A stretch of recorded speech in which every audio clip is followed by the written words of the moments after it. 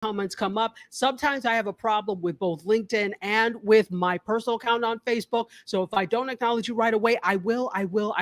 Don't worry. All right. Well, and Shelly Shell is here from the Twitch side. Derek D. Tuggle is here from the Twitch side as well. What is up? What is up, everybody? Thank you so much for being here. Well, without any further ado, we are going to get to it. Now, I have to give a disclaimer. I made a mistake on the name of the book. It is When Radio is King, not When Music. I was just so excited I put music.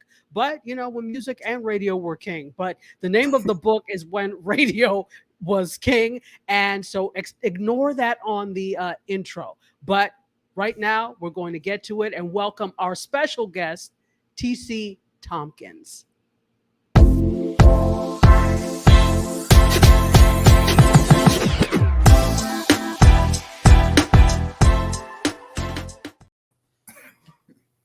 I like that intro. But despite the typo, but Mr. Tompkins, I am so happy. We wouldn't do it any other way. We have to have a good intro when special guests like you come on. Great intro.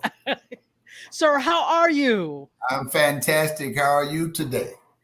Oh, I'm good now that you're here. You seem like you're sparkling. You're sparkling. You got it going on. It's wonderful. Thank you.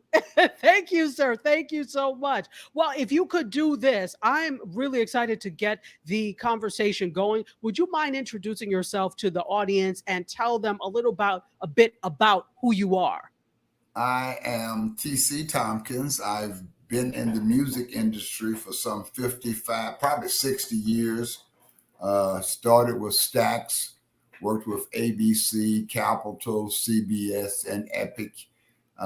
Ended up being vice president of Epic. Worked with Michael, Sade, Luther, ton of major artists. Also signed Teddy Riley to his first agreement, to his first deal. Worked with Teddy on his projects. Did Guy, all the other stuff that he did, Rex and Effects. Did Domino. I did a ton of other material. Worked with Alicia Keys and bunch of other artists, but I've had a very excellent music career. Wow. And History Needs You is here. Our good friend from England is over here from the UK, and he says, Stax, wow, big respect. And so that's where you started. How did you get started at Stax? Did you just walk up to them and say, I need to jump? I had a desire to get in the business, first of all. In the book, I talk about when I was in Vietnam, and music was my savior. It kind of helped me keep my sanity when I was there, because we used to have shows occasionally, but Stars and Stripes Radio was the meat and potatoes of the entertainment that we had in Vietnam. And I just had a desire to get in the industry. Ended up meeting my wife while I was in Vietnam. We were pen pals in Vietnam, and end up deciding that that's what I wanted to do. I wanted to be in the music industry. And as some people have said, I just spoke it into existence because I had no idea what the music industry was, or even what music business was. I just knew I had a passion for music, and I wanted to be involved in it. So talk to us a little bit about your start at Stax. Okay. Well, I got a job at Stax. Like? Well, my wife was working at Stax first. Okay. She had a job as the tape librarian. That's back when they used to have the big 12-inch reels, when everything was analog before digital. And I got into the music industry when Stax Records wanted to get into distribution. And they were being distributed by a major, which everybody was back then, matter of fact, still. And they wanted to start their own distribution network. And I started working with them, selling 45s. That was my first job. And I know your audience probably know what a 45 is. A 45 is wax. It's a small, what we used to call a 7-inch record. And that was a 45. And I started off selling those, quickly moved into promotions And then from on into promotions, I left Stax about after a year. I didn't really stay at Stax very long, but I knew everybody at Stax because I lived right there down the street from where Stax was located.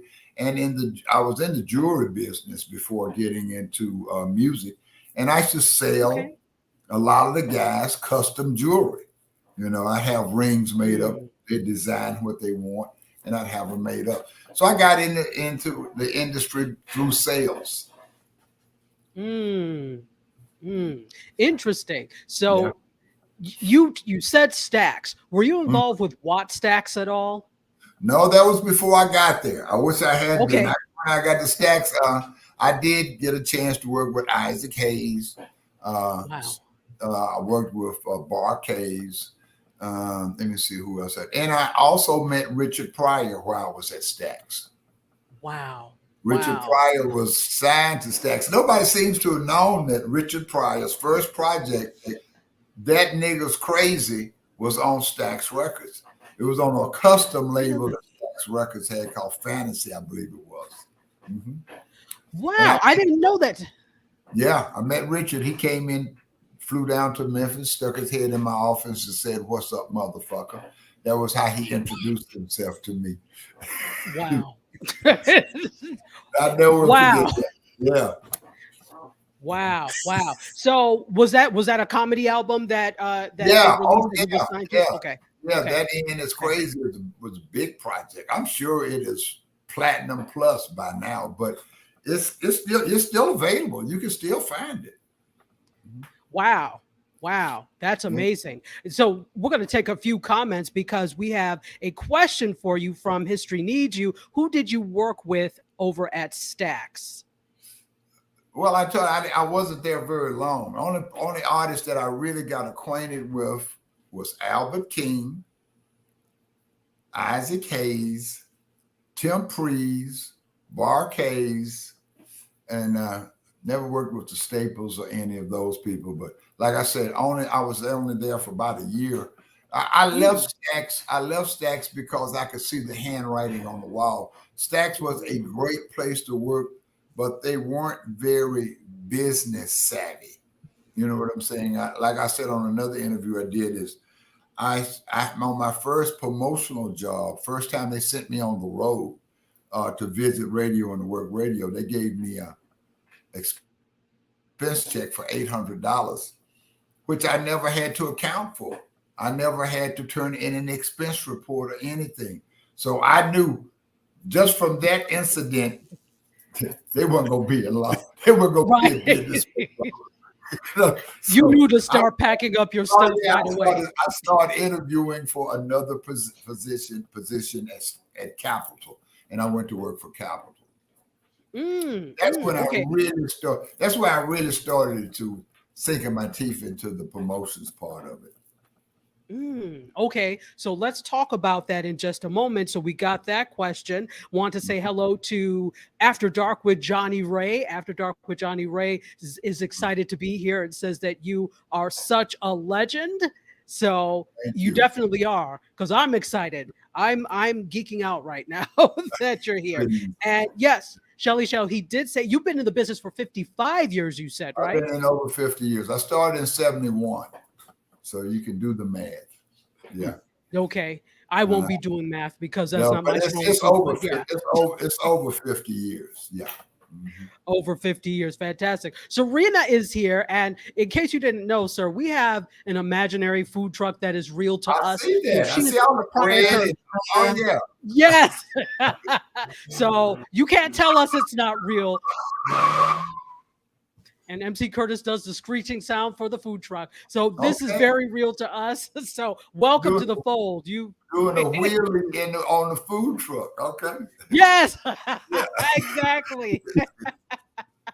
And Wabiri is here, and sir, she is an amazing songstress herself. So we're excited to have her here. She's just beautiful person inside and out and has a beautiful voice. And Did we? Oh, Ms. Mo is here from the D from Detroit, and she says that she vividly remembers buying her first 45. So I think a lot of us in here do remember the 45s. And History Needs You, in fact, used to stack up his 45s on his record player. Oh yeah, Right. yeah. It's having a multiple where you had an arm come back and and take the Yes, 45 yes. and drop it down to the needle. Oh yeah, absolutely. That was a real So- experience. It is. And there's a different sound that vinyl has or wax has compared to Analog- what we're hearing now. Analog sounds. Oh yeah, analog sounds are much richer than digital. In digital, since everybody's streaming and everything, all those sounds are compressed. Right. Digital Yes. music is compressed, so you don't get the same range that you get on wax. And wax is making a big comeback. It is. Yeah, wax is making a big comeback. Wax is selling real well. My daughter, matter of fact, has a big collection of wax, which she's been offered a huge amount of money for, but she won't sell it. They're collectors' Wow. items. Yeah. Absolutely, rightfully so. There's just something about the crackle when when you start it and then you put the needle down. You're absolutely right. There's a richness that's Oh, yeah. there. So and the nostalgia of it as well. So absolutely.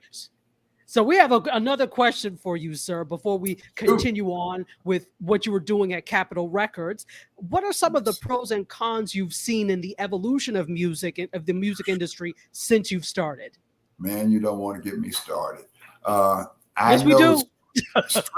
Streaming has robbed a lot of artists, even though they say it's much more open to music artists now, and it's much easier to get into the industry and all of that. That's all baloney. You have to realize with all of the ease of being able to release music, that means streaming services are getting something like 60 to 70,000 releases a day. Okay. So out of that conglomerate of all the music being released, it cuts down on the actual fact that you may be heard or you may be listened to, or you may have big sales. The only people that are really making big sales in streaming now are the brand artists and catalog. Catalog, matter of fact, right now is making more money than any release. If you notice, major labels are not releasing as many records as they used to do because there's no need to now because of streaming. Streaming is making labels billions because you can say it like this. Anyone in my age group that is going to listening to streaming, we're going to listen to old music that we grew up on. We're going to be listening to Luther Vandross or Teddy Pendergrass, some are Earth, Wind, and Fire, something of that nature that was released during the period in which we were young. Now, and young kids don't listen to radio anymore. It's just a lost art. Matter of fact, most of young kids nowadays get their music from either streaming or YouTube or some other digital outlet rather than radio. Radio just can't really compete with the internet. It's just no competition. So do you see, we're talking about when radio was king, that's the title of your book. Do you see a future for radio? And how do you see radio fitting into the future? The only way I can see how radio could probably be more effective in the music industry. Now they're still making money, but they've changed the format into playing more familiar music now than new music. Okay. They don't want their listeners to change the dial. So they play familiar sounds that you're used to hearing and familiar artists that you're used to hearing. They don't break new artists anymore. Okay. Just that doesn't keep their listeners. It doesn't keep their listeners. And I say that to a lot of people I've interviewed with. I can't really blame them. You can't compete with the speed. And as a matter of fact, you will notice that when Beyonce has a release now, does she ever release it through radio? Never. Okay, that answers your question right then. She releases her stuff to streaming and video outlets and let radio discover it after. Okay, same thing with every artist that has that type of pull or has that type of demand for an audience. They don't bother with radio. It's a second thought, Mm, So my mm. book was very timely because it is definitely when radio was king, and I don't think they'll ever be king again. And especially what I'm seeing in terms of the traditional industries, whether it's television or radio, they're Mhm. risk adverse and adverse to change. And unless you embrace the change that's happening, Yep. you're not going to be around in the same way you were before, if at all. And What? so I see radio very slow to, because I, of course, not like you, but I came up through radio. Radio was at before I did Mhm. all of this. I was promotions staff for WBLK in Buffalo, New York. And Okay. so I came up through radio. And then when I got to Howard University, I was the program director HUR. for the student run, not HUR, the Oh, student and run one, wasn't WHU. HUR part of Howard back then? Yeah, it was, but we have two, WHUR, which is the commercial Okay. radio station, and then we had WHBC, which was the student Oh run. yeah. So I was with the That's right. student run one. Yeah, yeah. Yeah. I remember both of those. Yeah. That used to be one of my Yes, favorite markets was Washington, D.C. Yeah, because they had it's a such great market. strong radio stations, and they had about 4 major stations in that city. And I like that. Same thing with Atlanta. It had 3 or 4 major radio stations in it, black radio stations. Absolutely, like urban format, huge in DC, and that Yeah. makes sense. I just really, that made me fall in love with radio even more, just working in radio and Washington DC. But everything has really shifted as you're talking about now. Well, So I think one of the things, though, what you were saying about radio and what's going on now, it's just an era that we're in right now where everybody wants to be correct or politically correct, don't want to take any chances.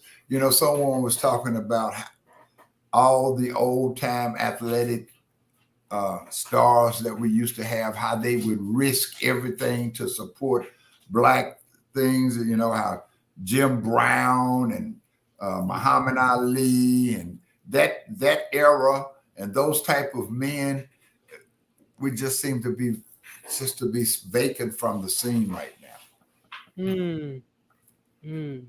wow, interesting.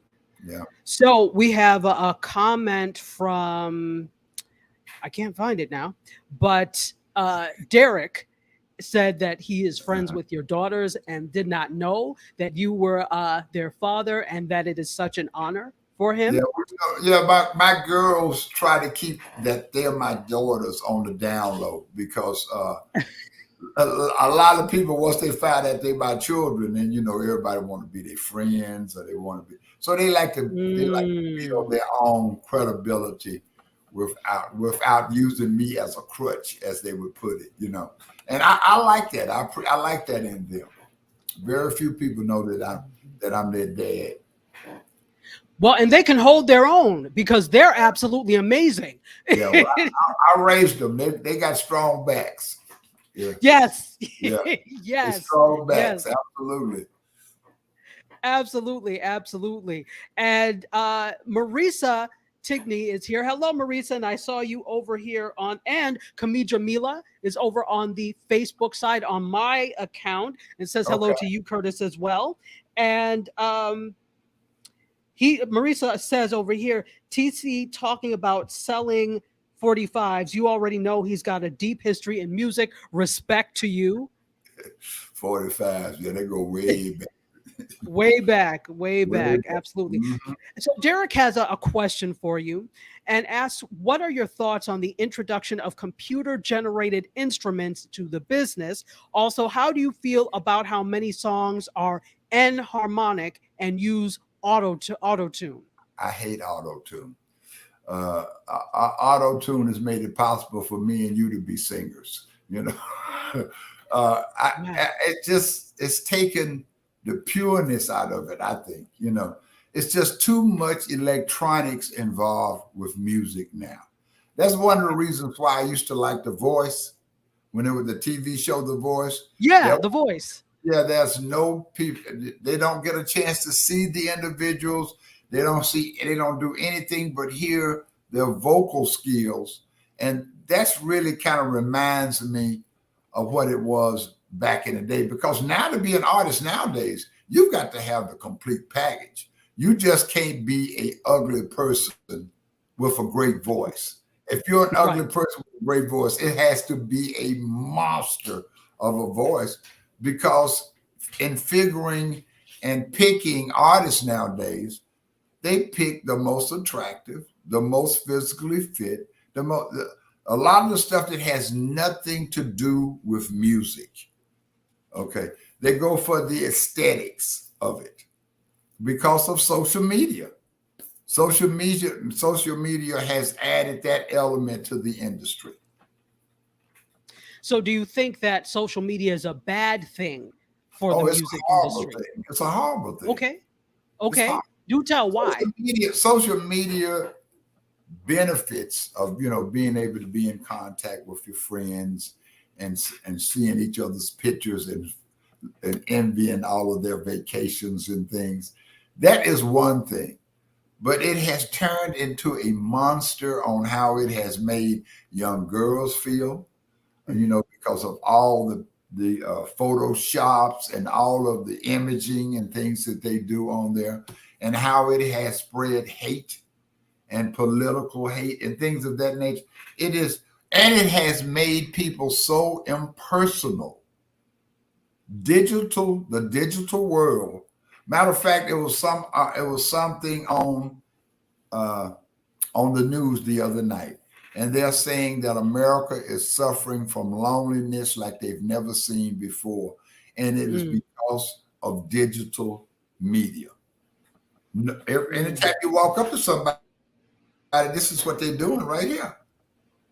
Don't nobody even look up to look you in the eyes anymore. There's no personal contact. And that's what I hate about the music. And back when I was in the industry, it was a people on people process. Okay. When there was a new release, I had to take that music to individuals at radio stations. I had to introduce them to the artist. It was a personal contact and relationships were built, and music was developed upon the relationships that I established. Okay. Now it's all a click of a button. I don't even visit radio to send music out anymore. It's all MP3s or WAV files, so it's all done through computers. So the personal element, which I hate, has been taken out of the business. The only time, as a matter of fact, that you can do anything or see an artist now is on tour. And now I'm so glad that most artists have started this meet and greet. That artists meet with fans before and after the show. They were doing that shit in the country genre 20 years ago. Country artists, one of the reasons why country artists are so captured their fan base. So they had a personal connection with their fans. I lived in Nashville and worked country music. Country artists were doing meet and greets back before it. In the 50s, okay? And Black artists are just not getting hip to it. I see that Teddy. Why? Why is that? I don't know if just basically because they're not being handled by the proper management and proper people. Matter of fact, I still consult music companies and consult artists. And I meet artists not all the time, but I have run into several artists that I know had what it took to be a major artist, but was just not handled properly. Didn't do the right things, didn't have them do the right things, and made them. Matter of fact, a lot of the artists that I'd worked for during the 2000s and the earlier years, they want you to phone in their stardom. Okay.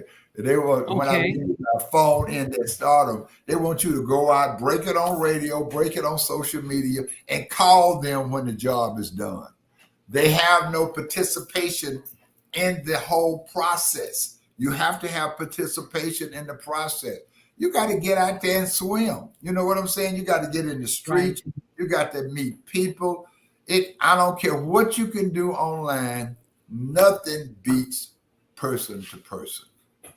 Absolutely. Yeah. Absolutely. And that's missing. Wow. That's really missing. It is. I 100% agree. So, DS has another question for you, and I hope you don't mind that we're taking the audience questions. That's usually what I do. Okay, Wow. because I have my own line of questioning, but I love to I get see into Gordon audience Lightfoot. questions. Yeah, the recent passing of Gordon Lightfoot. I Yes. think anybody, any genius that passes in the industry, I take it hard because we're sure not reproducing them. You know, I mean, we'll never have another Michael Jackson. Never. No. Not in none of our lifetimes, I don't think. We maybe another 10 or 15 years from now, but I just don't see it happening because there were so many elements that were brand new at that particular time. There were a lot of people asking me about why was Thriller such a huge project. You know, it was that all of those elements came into existence around the same time. He had the perfect timing for the perfect release.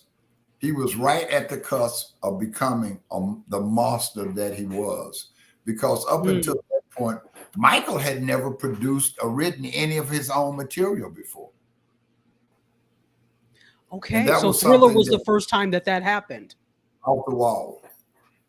Off the Wall. Okay. Okay. Was the first time.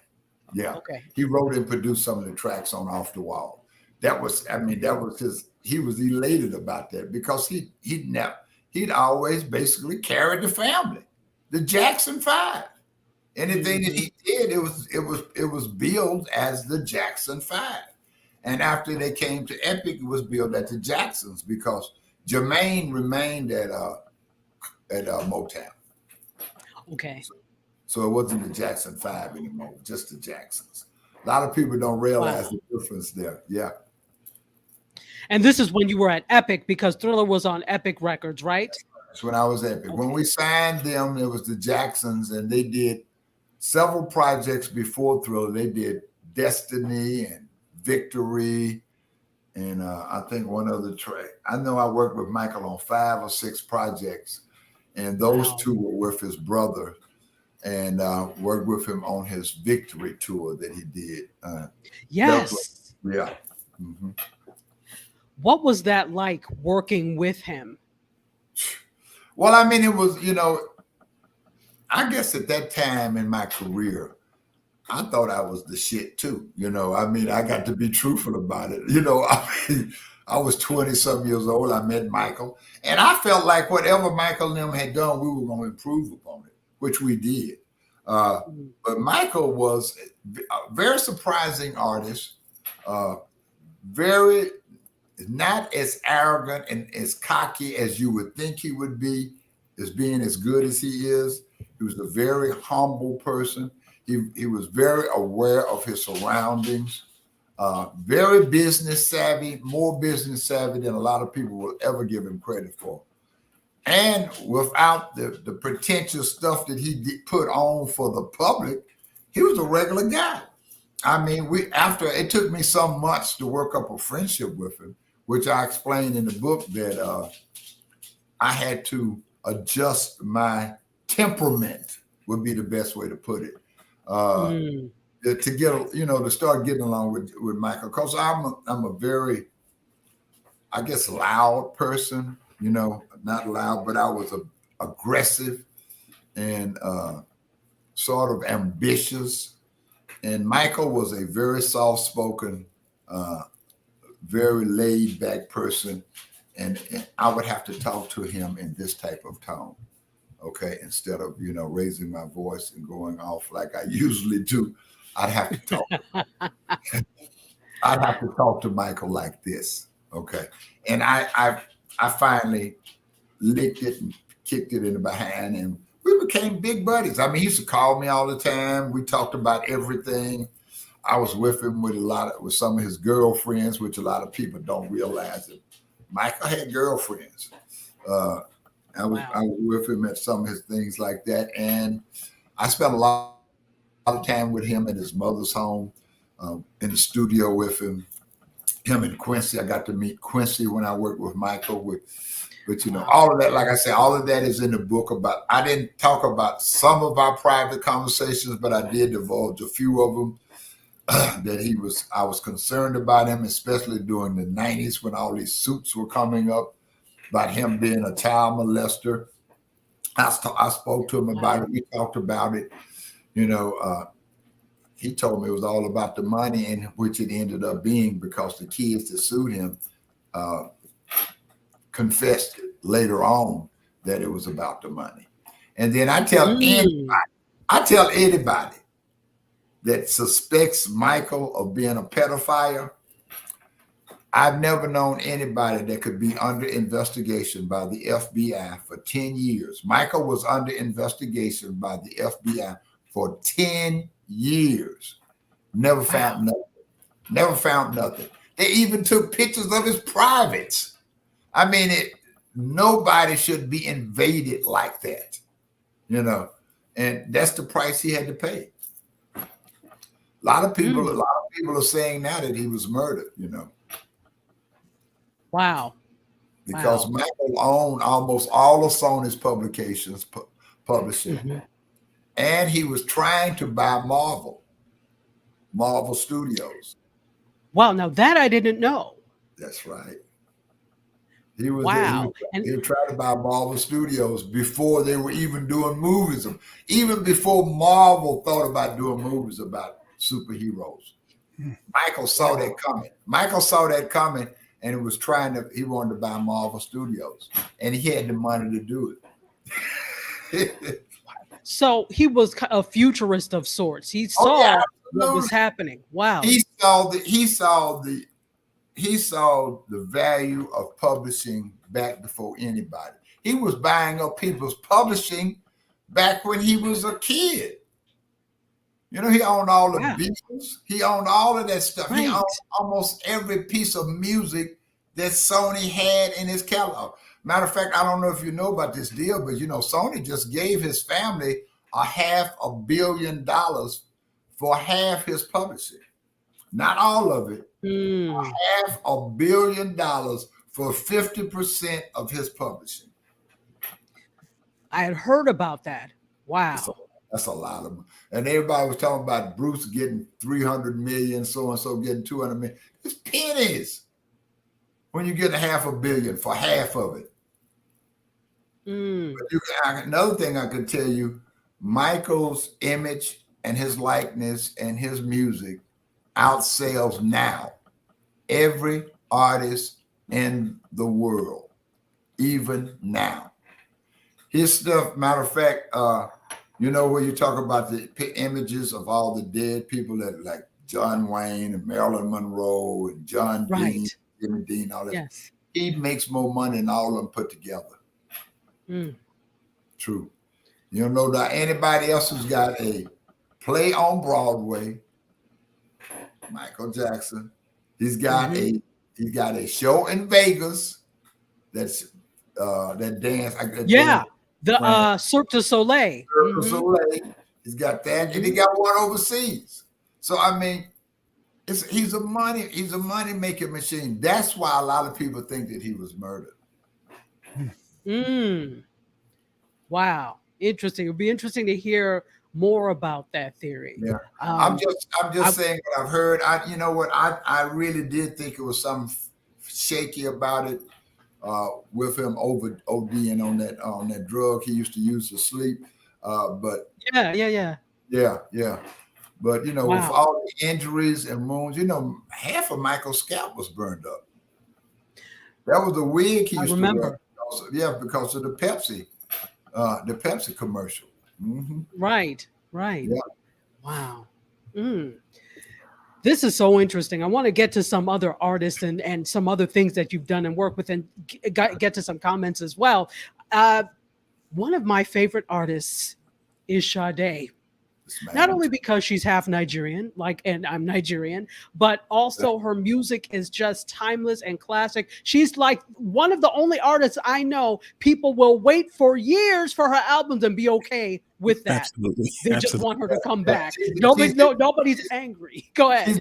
she's in the studio now. Yes, I heard that, and I'm so Yeah, super she's in the excited. studio now. Matter of fact, I spoke to her and Matthew before I finished the book because there are some things in the book I wanted to tell. The story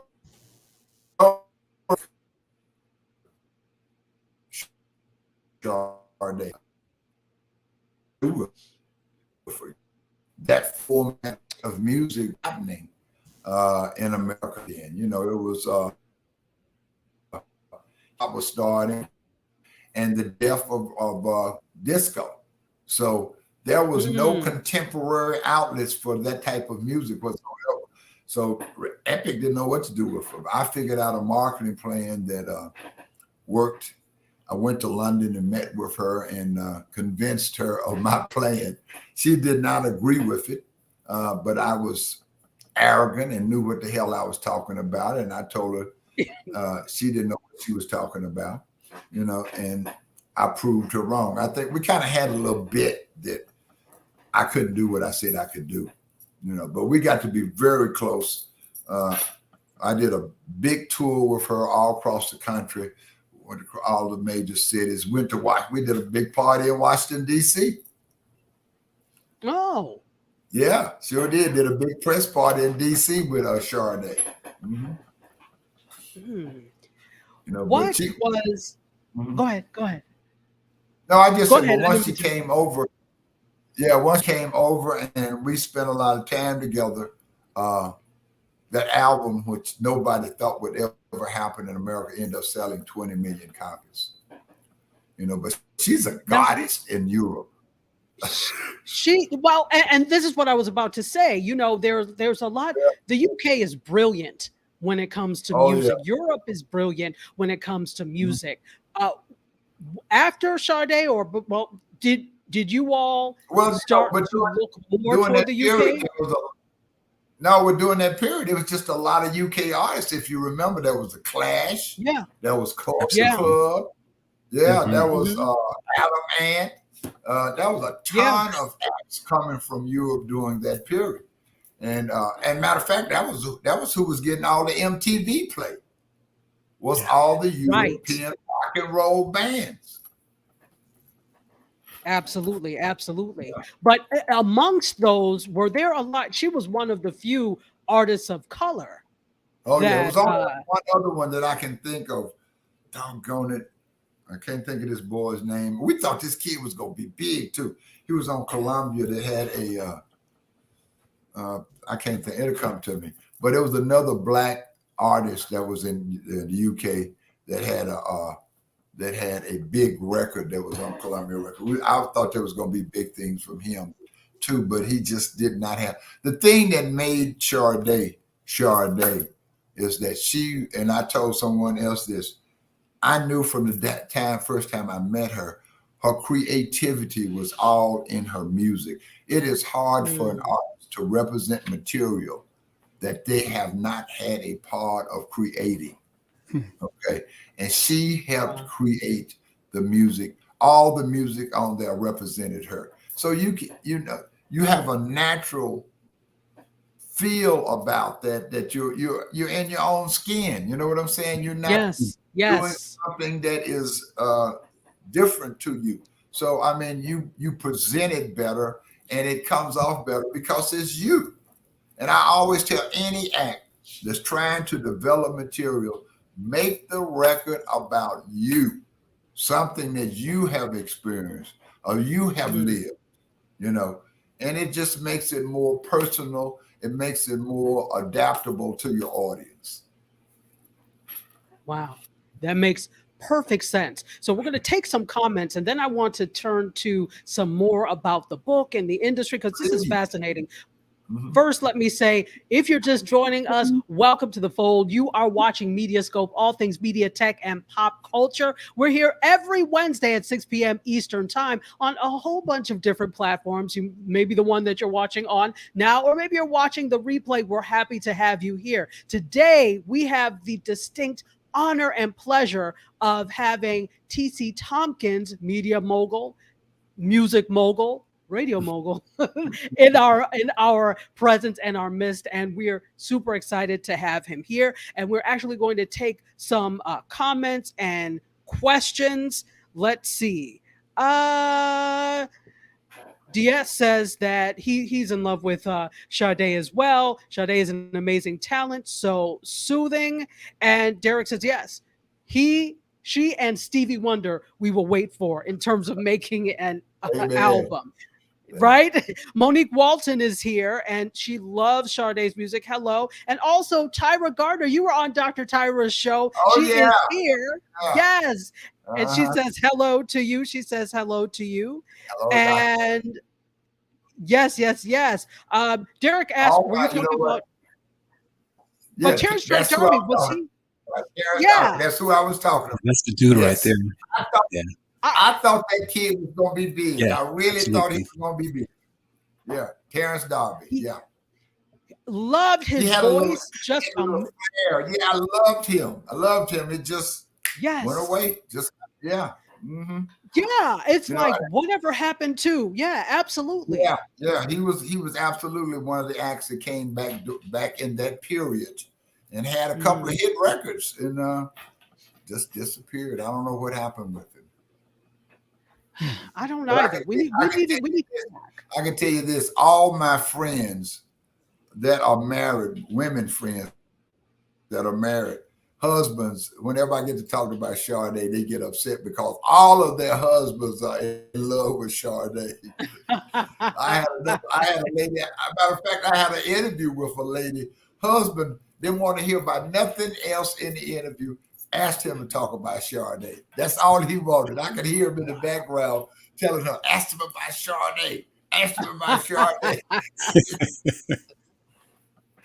Wow. Well, she is such an icon. I can understand why. She's the only person that I probably will plunk down a whole bunch of money for and be okay with it. MC Curtis knows that because I'm cheap, but I will do it for Sade because she's absolutely amazing. I can't imagine what the price of her tickets are going to be. My God, some of the prices that they asked us for these tickets now, and people gonna pay it.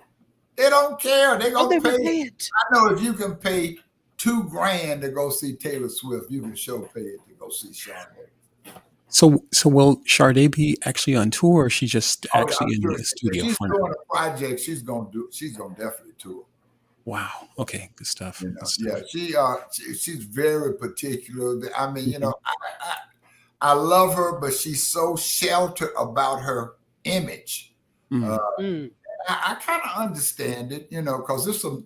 I had to leave some things out of the book, but there are a couple of stories in the book about Sade that I had to disguise because I didn't want people to look at her. It's nothing negative, but she just didn't want anybody to know about it, So I told her, fine. I didn't want to do anything that would harm anything that she's doing. Right. Right. So I told her I wasn't going to leave it out, though. If some stuff happened, I said, I'm not leaving it out of the book. I don't care. I will take your name out of it. I will take your name out of it, but I'm not leaving it out. Wow. So I guess we'll have to read it to figure it out. Figure that out. And I've got some things in there about Tina Marie that a lot of people don't know. I worked with Tina on Lover Girl and was the name of the album, I think, Star Child? I think it was Star Child. Uh-huh. Yes. Wow. This is fascinating. We do have some more questions, but Derek asked if you worked exclusively with George Michael as well. No, I didn't work with George. George was on Columbia. Yeah. Okay. I had Epic. I had Philly International. That was Teddy Pendergrass and the OJs and all of those. I had Taboo, which was SOS Band. I had T-Neck, which was the idols I did In Between the Sheets for the brothers. And I did Juicy Fruit with M. Toomey. And, wow. And he just passed away not too long ago. Yeah. And I did Never Too Much with Luther Vandross. Wow. Yeah. I did all of Luther stuff until he left and went to J Records. Always Forever for Love, Never Too Much, Busybody, all of that stuff. A House Is Not a Home. Luther was an amazing artist. Just an amazing. Absolutely. And, absolutely. I tell everybody about what I really appreciated about Luther, other than him just being a monster talent, is just his willingness to do whatever was necessary. You know, I say in the book, I call Luther at 4 a.m, tell him to get his butt up. We got to be somewhere. He wouldn't mix a word. He'd get right up and get there. Only person I had problems with on that tour like that was Sade. Getting her up early was work. Yeah. Yeah. Wow. Uh-huh. Wow. Well, you know what? I would love for you to pick something out of, there were some stories and things you were telling us. Could you share a particular story, maybe about an artist or an event? I got a story for you. Let's do it. That story. I got a story about Teddy Pendergrass. Oh, okay. Teddy Pendergrass loved to party. Okay. Teddy Pendergrass loved cocaine. Cocaine was the thing back then, though, but everybody was doing it. Cocaine back in the 80s. I tell anybody that asks me about cocaine in the 80s, you got to realize that they had a TV series that they dedicated to cocaine, which was Miami Vice. So whenever you have a series on TV talking about drug dealers and that stuff, Miami, matter of fact, was just, you could walk in the street in Miami and find cocaine on the street. It was so prevalent back then. But anyway, back to the story. I used to give Teddy a hard time all the time. I used to love fucking with him. I used to tell him if I could sing, women would be throwing bricks at your ass. That's exactly what I used to tell him all the time. I used to piss him off. I said, man, you ain't nothing. I said, if I was singing, they'd be throwing bricks at your ass. That's this shit. So he had his bodyguards grab me and pick me up, turn me upside down, and poured cocaine in my nose. I almost had a heart attack. Wow. That's in the book. Yeah. Wow. I know it just I mean, it's like, what do you say to that? Wow. Yeah, it shows you how wild it was. It's the absolute truth. They grabbed my arms, turned me upside down. He walked over, took a spoon, and put it in both my nostrils, and I thought I was gonna die. Everybody else thought it was funny. You know, I mean, you know what shit be happening, you be gasping and going on. All my boys, all my partners, they standing around, oh, they falling out. Oh, that's so funny, you know. And I can't say what I said, but I was very I can imagine. Wow. Bodyguards behind Teddy would have been messed up. Okay. He had two big bodyguards, so I couldn't do nothing with him, you know. But that was his way of having fun. Wow. Teddy was my boy, though. Other than that, Teddy was my boy. I loved hanging out with him. It used to tickle me, though, when I'd go backstage with Teddy. There'd be at least 50 to 60 women sitting backstage waiting on Teddy. I used to come in the room and say, 49 of y'all going to be disappointed. Wow. That's hilarious. I said, yeah, some of y'all gonna go home mad. Because I know Teddy's a monster, but he ain't that big of a monster. Wow. Yeah. Well, besides Teddy Pendergrass, do you have a favorite artist that you worked with over your years in the industry? Sade. Absolutely, positively. I love Sade. Love her today. She's still my number one. I can't wait for the album either. I'm like all the fans, you know. And I still play her stuff. I was playing her stuff today in the car. She on all of my playlists. But she was my favorite artist to work with. I like Tina Marie. Tina was fun. Tina was very regular, good people. Teddy was fun. Luther was always serious. He was joking go on all the time, but Luther was about to work, And see who else I worked with. I had a group that I really was very interested in making something happen with, but I didn't get a chance to. We had a female group called Crystal that was produced by one of the Silvers, I believe, one of the Silver boys. Okay, yeah. And they were a hot act. They had one project with me before I left Epic. I didn't get a chance to break them. Worked with Miami Sound Machine, Gloria Estefan. Wow. One of my favorites. Yeah. And I had a great time. Matter of fact, which I didn't even put in the book, which I had forgot, is Billy Ocean. Carol. Oh. Yeah, I worked with Billy. He came over for a tour. I worked with Billy for a while. Yeah, I love Billy. He was a great guy. Wow. My father is funny. Whenever my father would come, because he lived in Nigeria, whenever he would come here, he would always ask every year, well, whatever happened to Billy Ocean? What about Billy Ocean? Yeah. I'm like, we don't know. Great voice. He only had a couple of records that really hit for him, but he had a great voice. He was just a great singer. Yeah. Absolutely. Well, all the artists are short, except for Teddy Penn. I think Teddy Pendergrass is about the tallest act I worked with. Rest of them are kind of short. I guess that's interesting. Was Luther short too? Huh? Was Luther short too? Because he looked kind of tall to me. Luther was probably average height. Luther was average. Okay. But you got to realize I'm 6'7". So everybody's short. Oh wow! Well, no wonder. At 6'7", everybody's short. No wonder. Absolutely. Yeah. Wow. Well, are there any artists now, currently, that you would love to work with? Oh, I love Doja Cat. I love her, Scissor. No, there ain't no real male artist that's really knocking me out. But I love all three of those. I would love to work with any of those young. I worked with Alicia Keys on her first project. But I've worked with Snoop.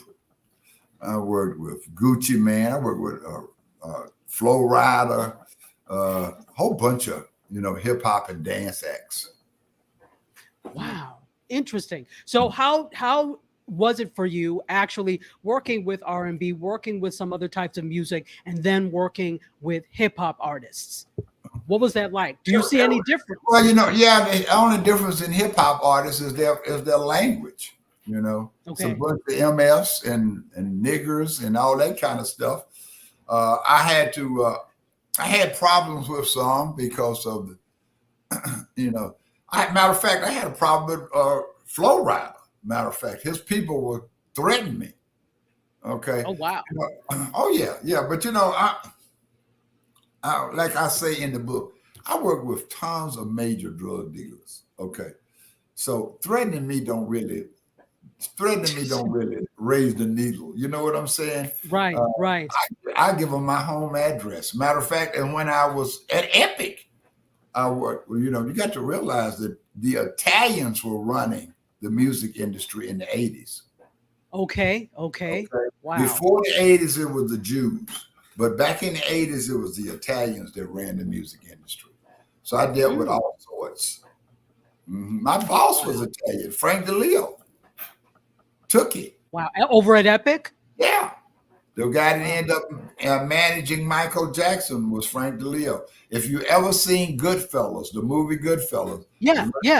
The little short, fat guy that plays the brother, that's Frank DeLeo. Yeah.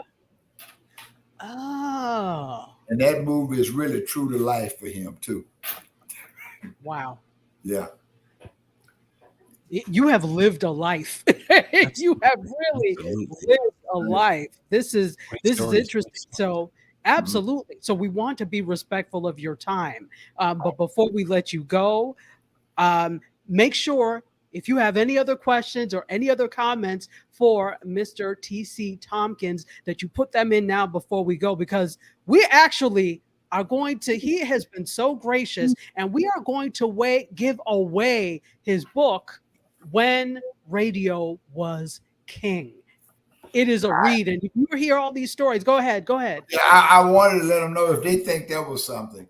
It's a story in there about when I got picked up by the DEA for my association with sorts of people, people on the edge. They tried to set me up. It's a story in there about that. A story in there about how I saved Teddy Riley's career when I met with MCA. I don't know if I saved his career, but I know I saved that Guy project that he did. I did the Guy project. I did Rex and Effects. I did New Jack Swing. Today, all of that stuff was I did when I worked for Teddy. But like I say in the book, I signed Teddy when he was 15 years old. He had a group called Kids at Work. That was the name of the group, called Kids at Work. And there's a picture of me, matter of fact, with him in the book at that signing, where we signed him to his own label. I think the label was The Sound of New York, was the label that Gene Griffin and him had. Wow. Yeah. Super interesting. And I can't forget my lifelong friend, Clarence Avant, godfather of music. It was one of my mentors. Taught me a lot. I didn't listen to him half the time because I'm hard-headed and stubborn. But Clarence and I did a lot of work together.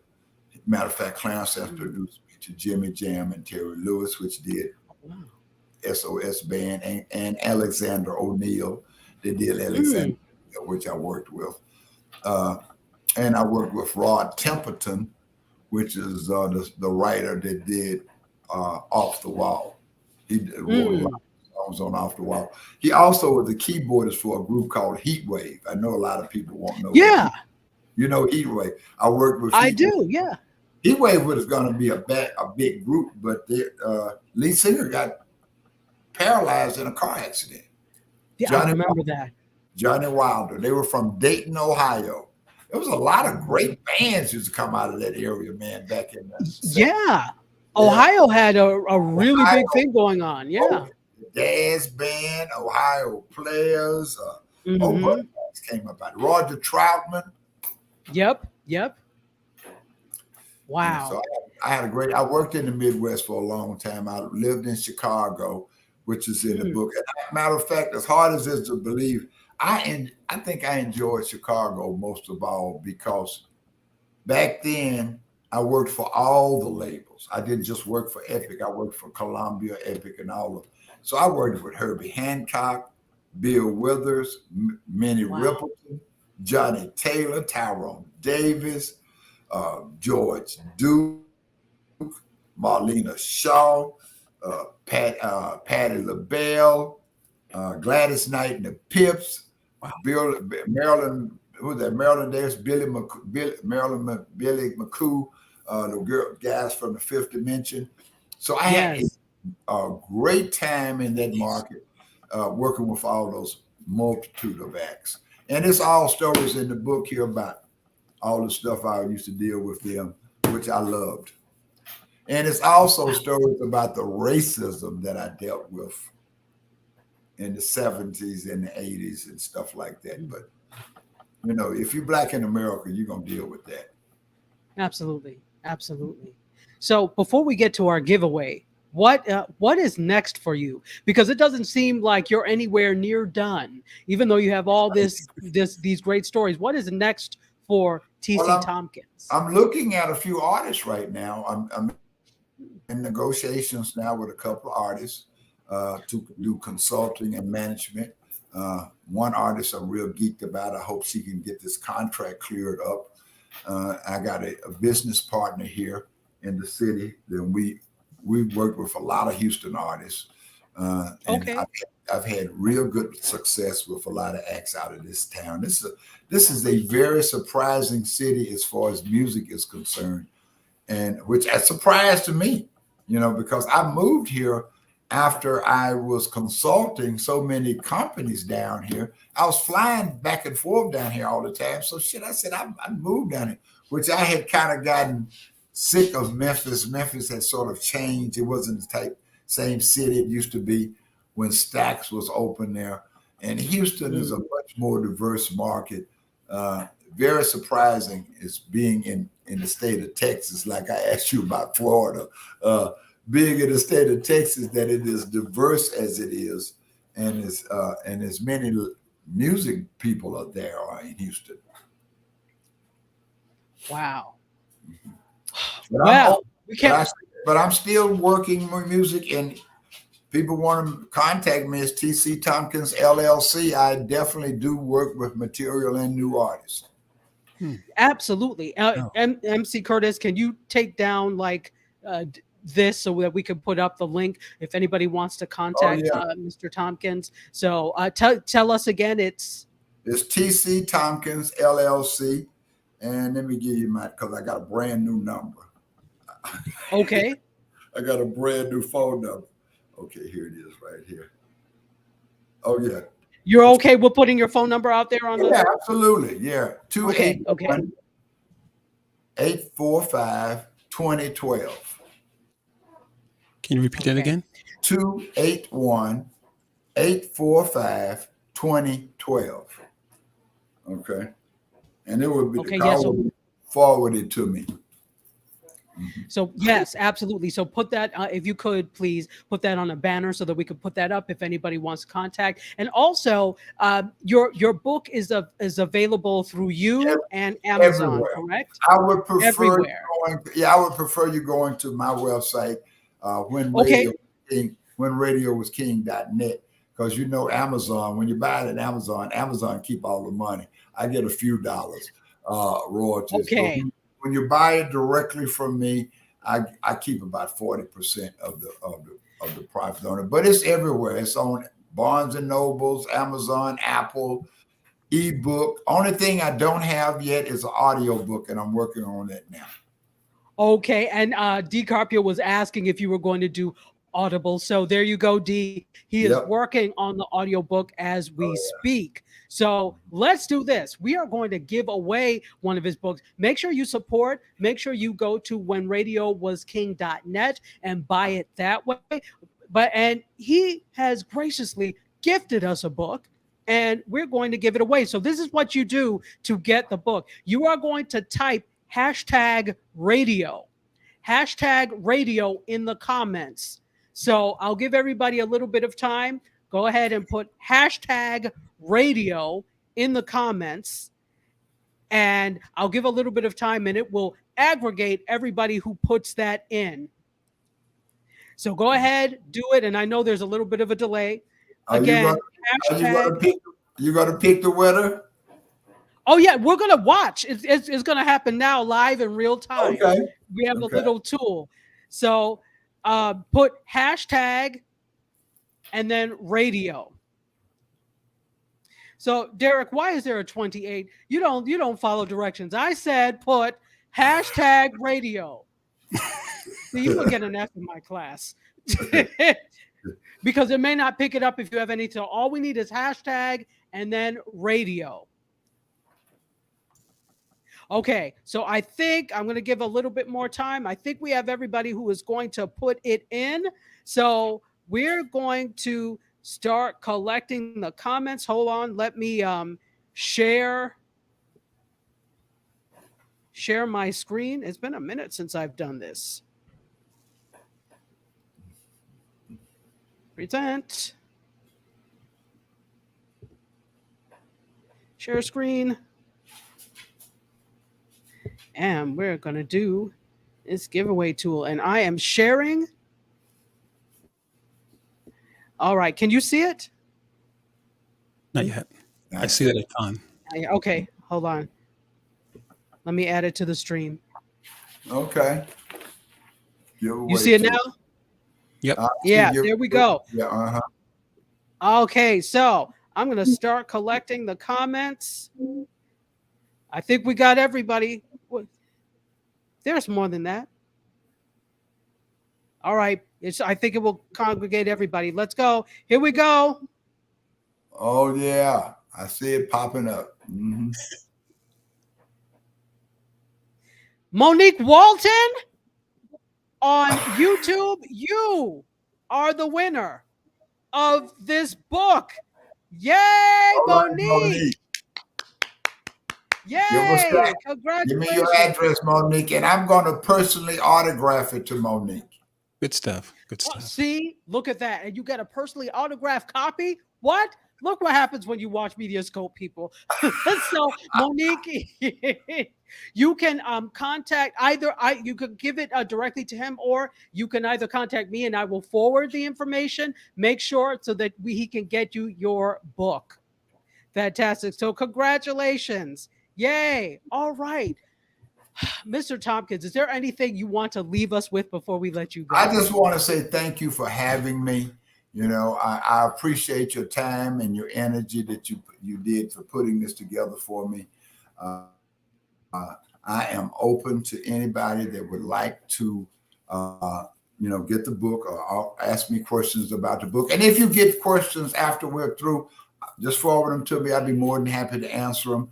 I thank both you guys for your time, and I am here working to be better every day. Wow. Well, you presented your best today, and we are so happy and honored that you came on to be there with us. Can we both be on the screen, MC, please? Yes, we are. Thank you. Thank you. Thank you. That's good. Okay. Thank you, MC. We talked before we got on. Me and him really had a nice conversation. Yeah, good stuff. Oh, good. He didn't alienate you. Like, good. Thank you. No, Thank you he for acting did right not today, alienate MC. me. Because usually he doesn't act right, but today he did. You've made me proud, MC. Thank you. And with that, MC, do you have any final words? No, this is a great show, and I definitely want more. So, quick question, Mr. Tompkins: Mhm. Are your daughters still interested in your stories, or do they just like Dad's got? You know what? They lived it. They reminded me Right. was when I was writing the book. Uh-huh. I said, Dad, don't leave this out. Dad, don't leave this out. And I, to be truthful with you, I had to cut the book back. It was 500 and some pages. Wow. It was just too long, because I left out a lot of artists that I worked with, Right. a lot of incidents. And people tell me I need to write another book, but I don't. Trust me, it took me a year to write this. So I'm not looking forward to writing another one. I'll be more than happy to talk to anyone about it and the contents of it. But it has been a pleasure. It was a cleansing process for me. Sure. Absolutely. Because I just had forgotten a lot of the stuff.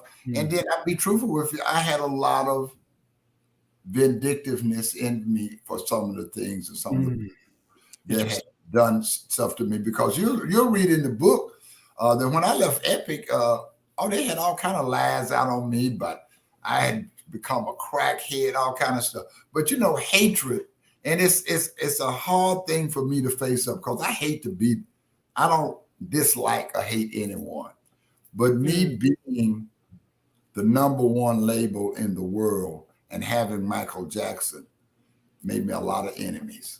Interesting. Very interesting. So Wow.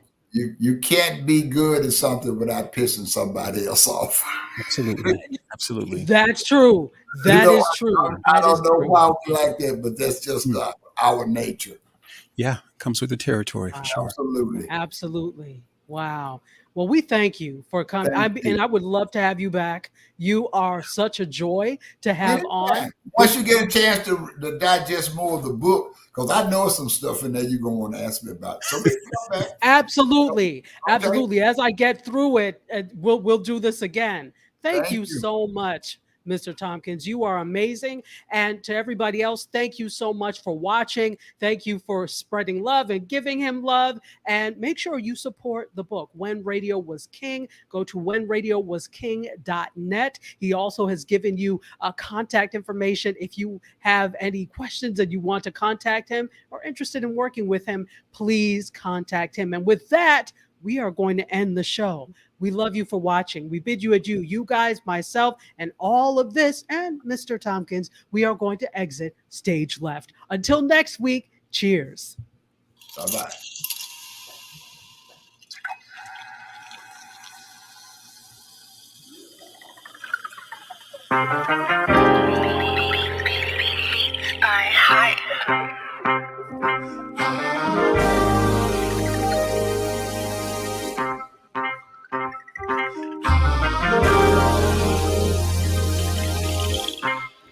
Yeah, close the doors, walk across the corridor. We got something to